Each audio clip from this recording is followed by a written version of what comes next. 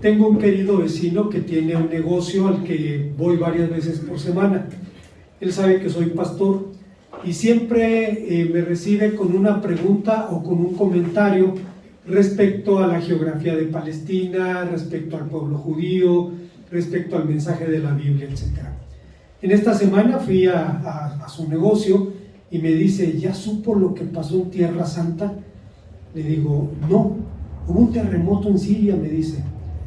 Le dije: bueno, escuché de uno en Turquía, pero no sabe decir. No, también en Siria.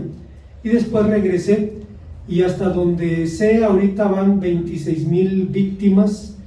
La devastación es el equivalente a la energía de 500 bombas atómicas.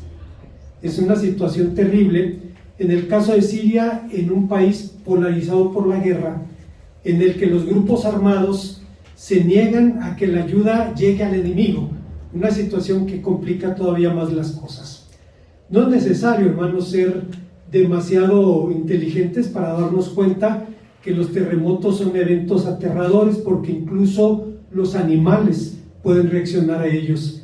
Si alguien tuviera una duda, puede preguntar a los pueblos del Cinturón de Fuego del Pacífico. Decía hace un momento que tal vez entre Turquía y Siria hay más o menos unos 26,000 muertos, pero recordaba que en el terremoto del 85, el 19 de septiembre del 85 en México, el número de víctimas fue de 40,000, y se estima que en el del 17, en el 2017, del 30 de septiembre también, hubo más o menos unos 3 millones de mexicanos que sufrieron daños totales o parciales en sus viviendas, personas que se ven en la necesidad de reconstruir o de adquirir un nuevo patrimonio, muchas veces prácticamente al final de su vida productiva. Esto sin contar, hermanos, con las situaciones en las que se necesiten invertir recursos para poder reconstruir la infraestructura de esos lugares. Esto no es nuevo. En el libro del profeta Amós hay una referencia curiosa. Dice el libro del profeta Amós que Dios habló al profeta 2 años antes del terremoto, en el capítulo 1, versículo 1 de la profecía, aludiendo seguramente al terrible sismo que ocurrió en los días de Usías, del que muchos siglos después el profeta Zacarías diría: huiréis como oísteis por causa del terremoto en los días de Usías, rey de Judá, en el capítulo 14, versículo 5 de su profecía. Una antigua tradición judía dice que este salmo fue compuesto por los hijos de Coré cuando frente a sus propios ojos la tierra se abrió para tragarse vivo a los rebeldes que opusieron a Moisés, de lo que nos habla el libro de Números capítulo 16. A pesar de lo anterior, el Salmo 46 no fue escrito literalmente por causa de un terremoto. La tierra removida y los montes traspasados al corazón del mar son símbolos de las peores desgracias frente a las cuales los seres humanos nos encontramos desarmados. Para Carlos Spurgeon, el tema de este canto es: suceda lo que suceda, el pueblo de Dios es dichoso y está seguro, y añade este salmo podría ser llamado el cántico de la santa confianza. ¿Cuáles son los fundamentos de esta santa confianza? Veamos, hermanos, las respuestas que el texto nos ofrece. Creo que todos, hermanos, estamos familiarizados con este Salmo 46, y no es algo nuevo en la historia del judaísmo o del cristianismo. Podemos recordar que era uno de los textos predilectos de Martín Lutero, y en tiempos de crisis llamaba a su colaborador Philipp Melanchthon y le decía: vamos a cantar el Salmo 46, y obviamente se ponían a cantar el himno Ein feste Burg, Castillo fuerte es nuestro Dios. Hay cuando menos 3 enseñanzas, hermanos, que encontramos entonces en este pasaje. Estamos hablando de los fundamentos de la santa confianza, como Spurgeon tituló este salmo, y el primero de ellos es el carácter mismo de Dios. Estrictamente hablando, como decíamos, el Salmo 46 no fue escrito por causa de un sismo, aunque si usted experimenta alguno en su vida, no le vendría mal recordar las palabras de este salmo. Seguramente el salmo alude a un evento tan traumático como un terremoto, una invasión que amenazaba con arrebatar al remanente del reino de David. En 2 Reyes capítulo 18 versículos 19 y también en 2 Crónicas 32 e incluso en el libro del profeta Isaías capítulo 36 se nos habla de este evento, que era concretamente la invasión de Siria, que en la escala de su tiempo era virtualmente una guerra mundial. Un evento tan estremecedor como si la tierra fuera removida y los montes fuesen traspasados al corazón del mar. Hay un comentarista bíblico holandés que a mí me fascina, Frank van Duursen. Lo único que lamento es que él no ha escrito un comentario, hasta donde yo sepa, de todos los salmos, pero los que comenta es una delicia leerlo. Él introduce este salmo de una manera muy solemne diciendo: un viejo gigante, Asiria, se ha despertado e intenta dominar al mundo.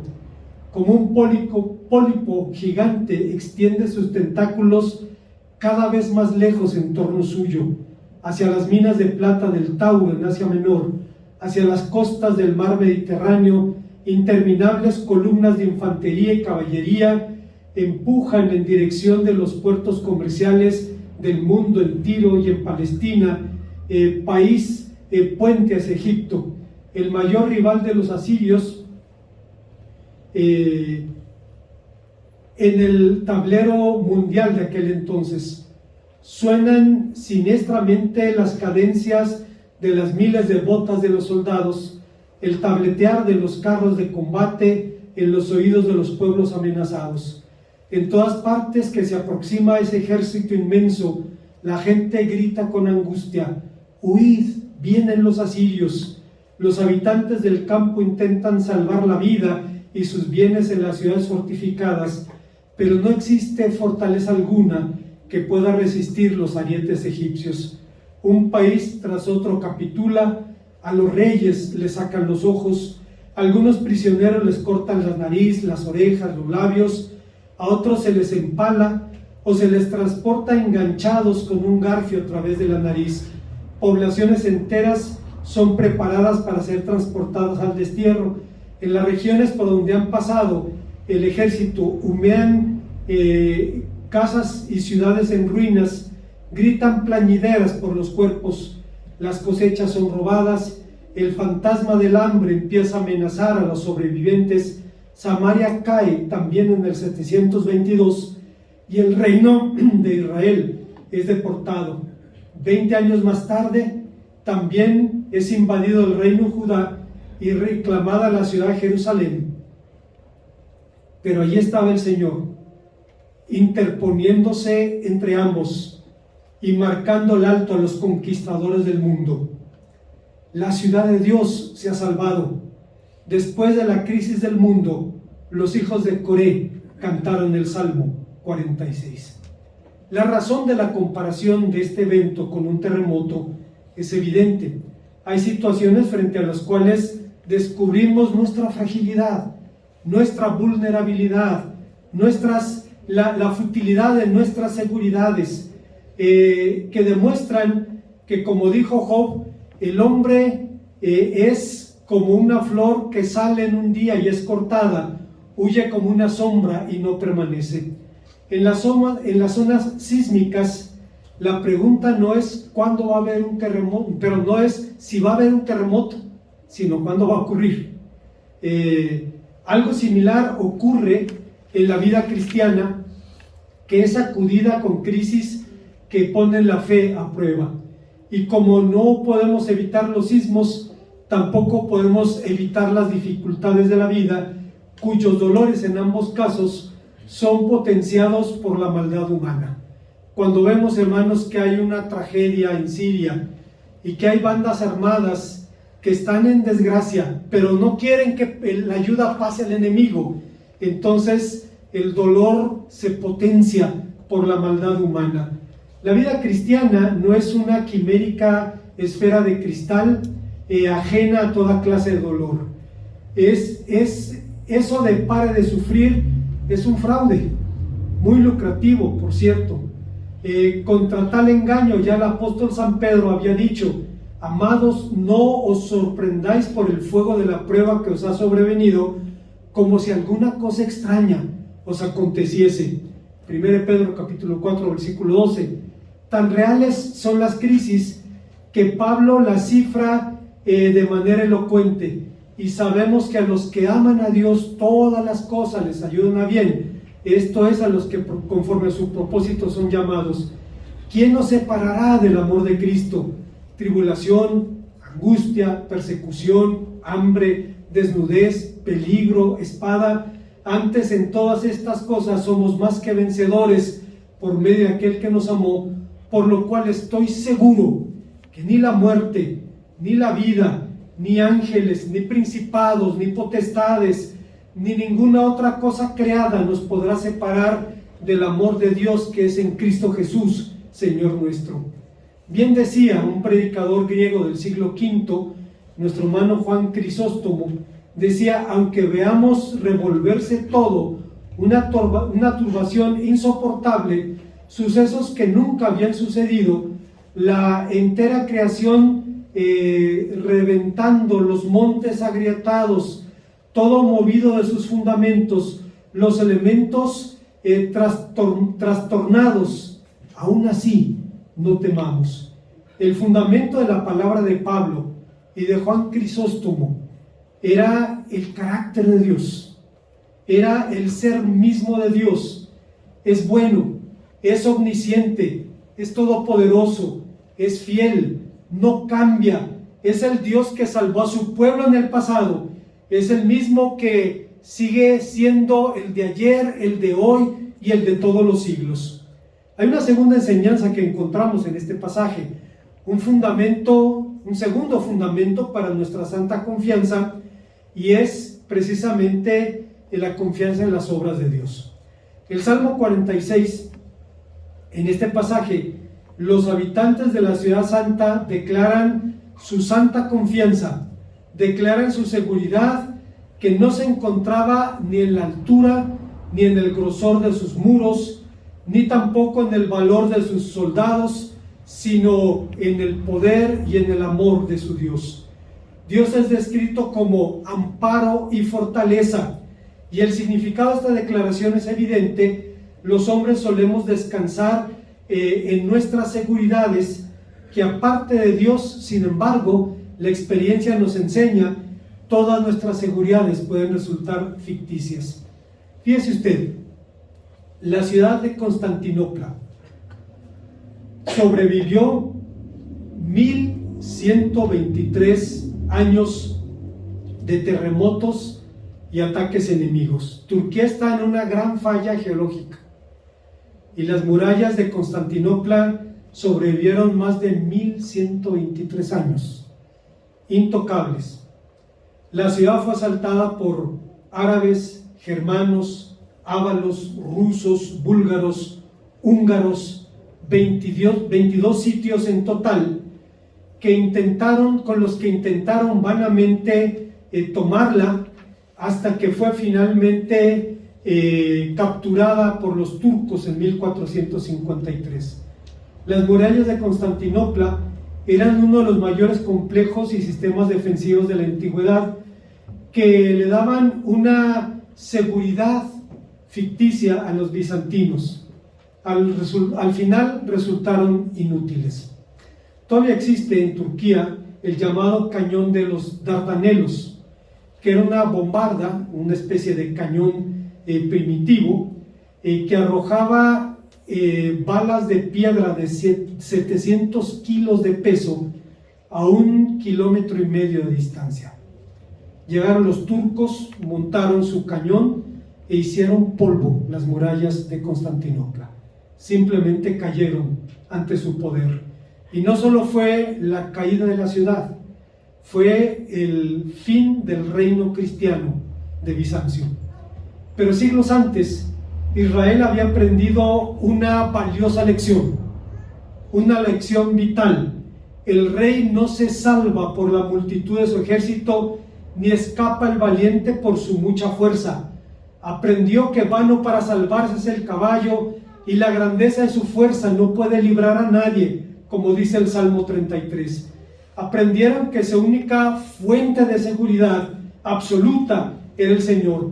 Cuando el rey Acaz buscó protección de Egipto para enfrentar a Siria, el profeta Isaías le dijo: hay de los que descienden a Egipto para buscar ayuda y confían en caballos y ponen su esperanza en carros, porque son muchos, y sus jinetes porque son valientes, y no miran al Señor, Dios de Israel, ni buscan a su Señor.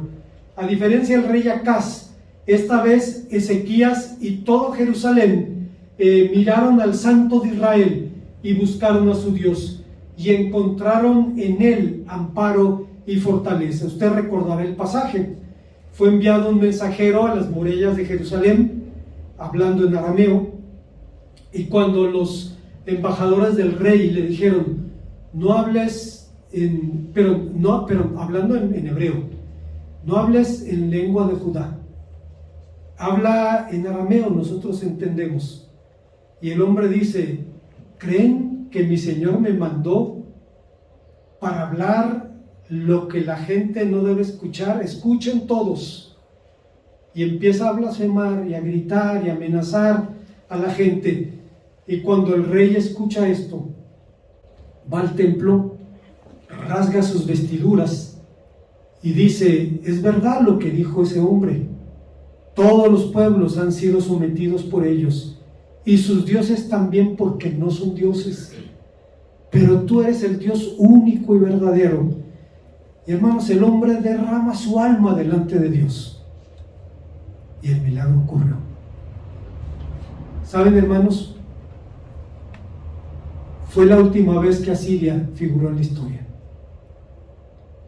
Después de retirarse de Jerusalén, simplemente se desvaneció, vencida por sus enemigos. Bueno, en esta situación, hermanos, el salmista está hablando acerca de esa victoria que Dios dio a su pueblo después de que el rey se quebrantó delante de Dios y pudo doblar sus rodillas y su corazón ante él. El Señor del cosmos, el mundo estelar, es el Señor nuestro, de Jacob, Dios del universo y Dios de su pueblo, Dios que domina los astros. Es para nosotros un alcázar. Un alcázar es una construcción defensiva frente a ataques, asaltos y agresiones, no una construcción ornamental en una ciudad. Pues bien, Dios está encumbrado, inaccesible al ataque del enemigo, pero perfectamente accesible a nosotros. Que el Dios estelar esté encumbrado parece obvio, como dice Isaías 55:9, que sea accesible a los hombres sugiere su presencia en medio de su pueblo. Pero los hijos de Coré sabían que Dios manifiesta su presencia real por medio de sus obras, por medio de sus hechos poderosos. Y en el versículo número 8 dicen: venid y ved las obras del Señor. Es necesario decir que el término que se traduce como obras, la palabra miflaot, significa maravillas realmente. Habla de los hechos poderosos, de las acciones milagrosas de Dios. ¿De qué habla? Bueno, primero dice que el Señor ha puesto en asolamiento la tierra. Dice que Dios destruyó a los destructores y dejó desolados a los desoladores. ¿Cómo lo hizo? Los autores bíblicos hablan ampliamente de la invasión de Sennacherib, hablan de la arrogancia de sus tropas, hablan de la soberbia de Rabshakeh, aquel vocero que, a decir de la tradición judía, era un renegado judío, porque hablaba la lengua de Judá perfectamente, además del arameo, que fue a decir al pueblo de Israel que no te engañe tu Dios en quien confías, haciéndote pensar que Jerusalén no será tomada por la mano del rey de Asiria. Tú has oído seguramente lo que hicieron a los demás los reyes de Asiria, a todos los países, al consagrarlos al exterminio total. ¿Y tú crees que te vas a librar? ¿Libraron acaso esos dioses a las naciones en las que pusieron su confianza? En respuesta, la Biblia afirma que el Señor envió un ángel que exterminó a los soldados, capitanes y comandantes del campamento de Siria, quien tuvo que volverse a su país lleno de vergüenza. Y cuando entró en el templo de su Dios, allí mismo lo asesinaron sus propios hijos. De ese modo, el Señor libró a Ezequías, a los habitantes de Jerusalén, del poder de Sennacherib. Recuerdo, hermanos, que los historiadores antiguos no se ponen de acuerdo qué pasó realmente. Creo que fue Heródoto quien decía que el campamento fue asaltado por una plaga de ratones que se comieron las cuerdas de los arcos, desarmaron todos los equipos. Una explicación tenía que tener. No sabemos cuán cierto sea, pero la Biblia nos da una respuesta y nos dice: fue el ángel del Señor que trastornó el campamento. El hombre regresa, dejando amenazas todavía, a su país, y cuando va a su templo, lo apuñalan sus propios hijos. Fue una situación catastrófica. Bueno, hermanos, estos relatos no coinciden ni con la Biblia ni con las interpretaciones asirias en su carácter de propaganda oficial que hablan sobre el asunto. No obstante, reflejan un hecho innegable. Asiria sufrió una catastrófica derrota súbita, hecho inexplicable, a menos que aceptemos la intervención divina. No hay otra explicación. En el pasado se intentó, pero no hay manera de hacerlo. Así que como las mareas altas deben retroceder, como un tsunami poderoso puede alcanzar su magnitud, pero después tiene que retroceder. Asiria retrocedió esa noche para no volver nunca más. Recuerdo a un periodista mexicano que dice: los años me han enseñado que los grandes problemas de la vida ni son tan grandes ni duran toda la vida. Y tiene razón. Y más aún cuando lo vemos desde la perspectiva de Dios. La segunda de las obras del Señor es el establecimiento del imperio de la paz. Los ejércitos en fuga dejan enormes cantidades de material de guerra abandonado. Si usted tiene una vez la oportunidad de ir a la península del Sinaí o a los altos del Golán, encontrará cientos o miles de restos de carros de combate que dejaron allí como consecuencia de varias guerras árabes-israelí. Han sembrado de hierros oxidados los campos de batalla del Sinaí, del Negev, de los altos del Golán, etc. Quebrar el arco y cortar la lanza son símbolos de la destrucción del poder del enemigo. Claro, la promesa de una paz perfecta se cumplirá en cielos nuevos y tierra nueva donde more la justicia, en el día del Señor. Pero, hermanos, Dios puede transformar un tiempo de angustia en un tiempo de paz. Usted recordará, la palabra de Dios dice: tú guardarás en completa paz aquel cuyo pensamiento en ti persevera, porque en ti ha confiado. Confiad en el Señor, porque en el Señor está la fortaleza de los siglos. Es tan extraño cuando alguien es consolado por el Espíritu Santo que se asusta de su propia paz. No solo los demás lo pueden ver, sino se sorprende de su propia paz y puede saber en el fondo de su corazón que las cosas todavía están en la mano de su Dios. Hay una tercera y última enseñanza que encontramos, hermanos, en este pasaje, un fundamento más de la santa confianza, y ese fundamento es la cercanía de Dios. 3 veces dice el Salmo 46 que el Señor está con su pueblo, y en el versículo 5 dice que está en medio de la ciudad. Dice: está con nosotros.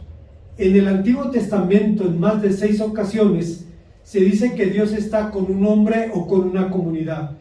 Es frecuente encontrar esta afirmación junto al mandamiento no temas, el mandamiento más frecuente de la Biblia. acompañado este mandamiento con una palabra que nos lleva a la confianza y a la tranquilidad. Pero este no temer no es un mandamiento, es una manifestación, no es un mandamiento, es una manifestación espontánea. Es la confesión de fe y declaración de esperanza del pueblo. La ciudad de Dios pudo al final decir: no temeremos aunque la tierra sea removida. Esta característica es fundamental de la oración y de la alabanza. John Bunyan, el autor del Progreso del Peregrino, decía: la oración que pone a los que tienen en espíritu de súplica en estrecha relación con Dios, abre, por así decirlo, el corazón de Dios, y por medio de ella el alma, aun estando vacía, se llena. Por la oración el cristiano puede también abrir su corazón a Dios, como lo haría con un amigo, y obtener de él un renovado testimonio de su amistad. Esto lo dijo, hermanos, un hombre que cuando escribió estas palabras no estaba en su estudio buscando componer un poema hermoso o en su escritorio tratando de componer palabras bonitas. Estuvo más de 11 años en la cárcel por su fe y nunca movió un dedo para abandonar la confianza que tenía en aquel en quien había creído.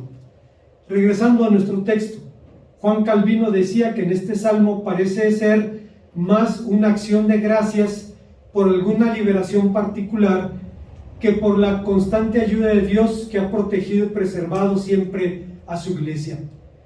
Pero contrariamente a lo que Calvino pensaba, en el Antiguo Testamento la presencia de Dios se manifiesta a través de en la conservación y estímulo de la vida, que en actos extraordinarios de salvación. En otras palabras, que el Señor no viene a los suyos de forma excepcional para salvarlos, porque los está salvando todos los días, porque está interviniendo cada día allí, aunque no estemos conscientes de eso. Cuando vemos el andar de nuestra vida y volteamos hacia atrás, vamos a ver que hay una sola constante, y es la presencia de Dios allí. He escuchado personas, hermanos, que no crecieron en hogares cristianos, pero después de convertirse se dan cuenta, Dios siempre estuvo allí. Recuerdo un hombre, está con el Señor, era un hombre, se dedicaba a la construcción, era un hombre rudo, hermano Luis Ríos, pero muy educado. Me introdujo en la lectura de los escritores liberales mexicanos del siglo XIX. A él se lo debo, a un albañil, pero muy culto. El hermano dice que cuando entró en conflicto con un párroco, y el párroco le decía: o haces lo que te digo o te excomulgo, dice que él volvió a su casa y frente a su casa había un baldío y empezó a llorar allí y a decir: Señor, me dicen que tengo que obedecer ciegamente. ¿Por qué no me hiciste una bestia o un burro al que amarran del árbol y lo dejan allí? ¿Por qué me diste la capacidad de pensar? ¿Por qué me diste la capacidad de indignación ante algo injusto? Y dice: estuve llorando allí, y semanas después llegaron a invitarlo a trabajar en la construcción de la primera iglesia bautista de Zamora. Dice: nadie quería trabajar. Dice: pero un hombre que tenía un conflicto de fe ya no tenía problemas de lo que más le pudieran decir, y empezó a trabajar en la construcción del templo, y el hermano Carlos, el pastor, le compartió el evangelio y el hombre creyó. Y al final el hermano dice: yo me di cuenta que Dios siempre había estado allí. Decía: cuando era niño, decía él, y tomé la primera comunión, perdón por lo que voy a decir, dice, vomité. Los niños van en ayunas, y dice: yo pensaba que Cristo se había salido de mí, que era tan malo, que no toleraba estar dentro de mí. Dice: pero todas esas cosas me daban vueltas en la cabeza hasta que escuché el evangelio. Y entonces entendí que eso nada tenía que ver con Cristo, nada tenía que ver con su amor. Esto sucede, hermanos. La presencia de Dios no era, como dice Juan Calvino, un evento extraordinario, sino es la constante de nuestra vida, guardándonos y preservándonos para llevarnos a Cristo. Con cuánta razón se ha dicho que con notable énfasis el estribillo, el Señor de los ejércitos está con nosotros, acentúa una y otra vez el hecho de la presencia auxiliadora del Señor en el castillo fuerte, la fortaleza inexpugnable que salva aún de las mayores catástrofes de la naturaleza y de la historia. En la invasión asiria, Jerusalén estuvo aturdida por gritos e injurias de sus enemigos, escuchó sus blasfemias hasta que los injuriadores bramaron y titubearon, hasta que el Señor de los ejércitos calló esas voces.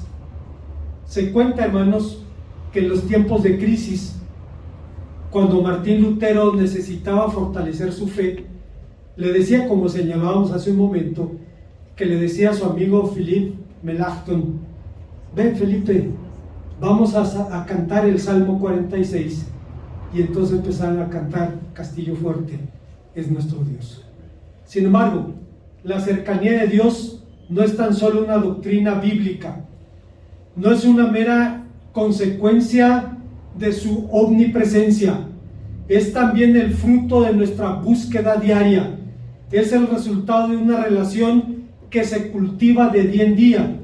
Bien decía un bendito puritano, nuestro hermano John Owen: si queremos tener una fe tan activa y un amor tan grande por Cristo, lo que nos daría descanso y satisfacción, debemos buscar tener un deseo grande por su gloria en nuestra vida.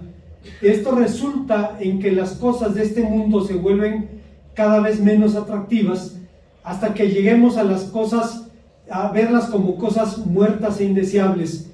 No deseemos esperar tener una experiencia distinta en el cielo que la que hemos buscado en este mundo. Es decir, no podemos esperar ver la gloria de Cristo en el cielo si no la hemos visto en esta propia tierra. Y si estuviésemos más persuadidos de esto, pensaríamos más en las cosas celestiales de lo que lo hacemos normalmente. El hermano Darren Cobb, un queridísimo amigo, las veces que tuve la oportunidad de estar en su oficina, tiene una biblioteca impresionante, pero me sorprendió más su colección de autores puritanos, una colección enorme de libros. Y como vio que estaba viendo los autores puritanos, me dice: ¿sabes? En el seminario no me dijeron una sola palabra sobre los puritanos. Le dije: a mí tampoco, pero descubres un enorme tesoro. Tal vez lo que más conocemos de los puritanos es John Bunyan, el autor del Progreso del Peregrino, pero era uno de cientos que escribían con una profundidad, con una sencillez, y entendían que el cristiano debe hacer de la razón de su vida la gloria de Dios y disfrutar para siempre de Él. No solo es dar gloria a Dios, lo cual puede ser una carga onerosa cuando es solamente eso, pero ellos decían: sí es dar gloria a Dios, pero también disfrutar para siempre de Él. Como conclusión, nuestra debilidad hace que admiremos la fuerza, y tal vez es la razón por la que 2 Samuel 23 celebra los nombres y las hazañas de los valientes de David, en las fuerzas especiales del más poderoso de los reyes hebreos. Es también la razón por la cual a Dios se le da el nombre de Torre Fuerte, como en Proverbios 18:10. Usted recordará el texto: Torre fuerte es el nombre del Señor, a Él correrán todos los justos. Entre los gentiles, los espartanos pasaron a la historia como un pueblo obsesionado con la fuerza. En el altar de su implacable ideal, se sacrificaba la vida de sus propios hijos cuando se creía que no podían ser un buen soldado. Si un niño nacía con alguna deformidad, con algo que le limitara, simplemente era desechado, porque no iba a servir como soldado. Los que tuvieran debilidades o males congénitos. Por tanto, una persona baja de estatura era una persona muy poco espartana. Se cuenta del rey Agiselao I, que fue multado por casarse con una mujer chaparra y fea. No quiero ponerle ideas a los políticos en la cabeza, pero si en este país se multara a las mujeres que tienen maridos chaparros y feos, se paga la deuda externa, hermanos. Se solucionan los problemas del país, empezando con un servidor. Bueno, de esa unión efectivamente nació un hijo chaparro y feo, Agiselao II, que a pesar de su corta estatura era un león, era un comandante sumamente competente, un guerrero valiente hasta la temeridad, un estratega totalmente brillante. Bueno, volviendo a nuestro asunto, se cuenta que en cierta ocasión un extranjero preguntó a Agiselao por qué su ciudad no estaba amurallada como todas las ciudades griegas, cuyos ciudadanos se enfrentaban en mantener y mejorar sus defensas, hacerlas más altas y fuertes. Entonces Agiselao señaló a sus hombres y dijo: aquí están las murallas de Esparta. Estas son las murallas de la ciudad.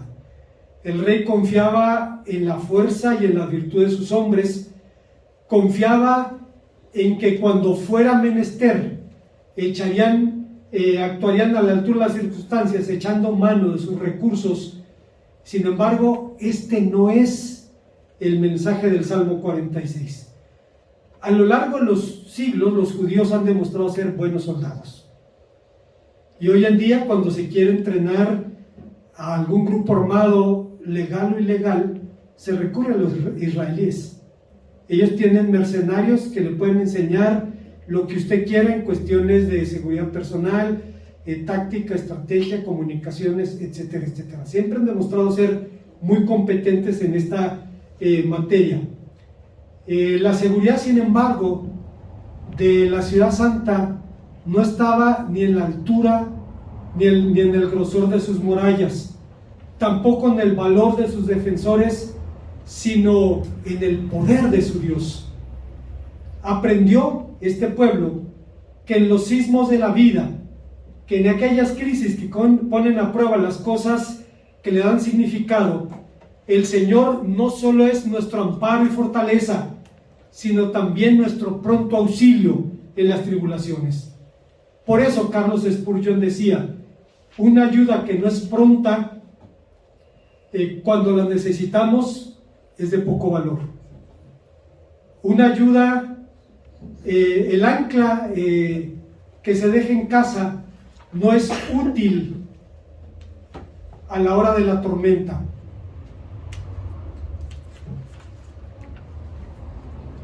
Muy pocos auxilios terrenales podrían llamarse prontos.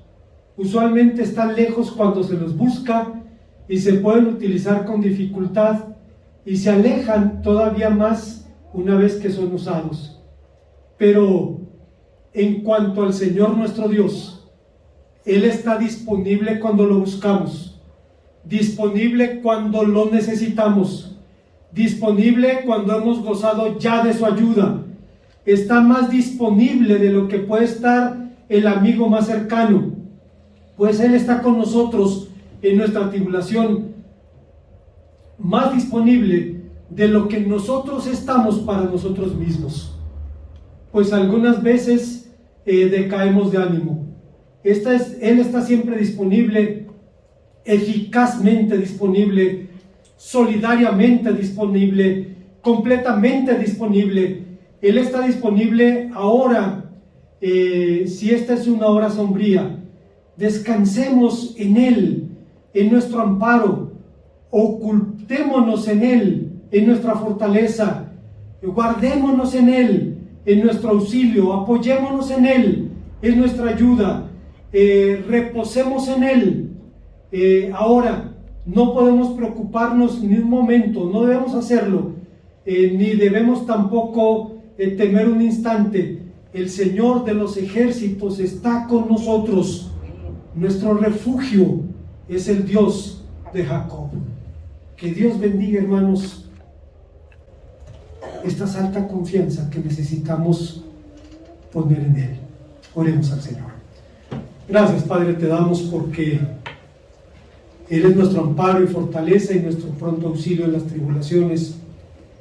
Y si alguno de mis hermanos o alguna de mis hermanas atraviesa algún tiempo de crisis, dale paz, Señor, a través de tus promesas, de tu presencia, para que pueda gozarse, Señor, y ver cómo tú transformas el llanto en gozo, la tragedia en alegría y en acción de gracias. Te pedimos que sea así, en Cristo Jesús. Amén.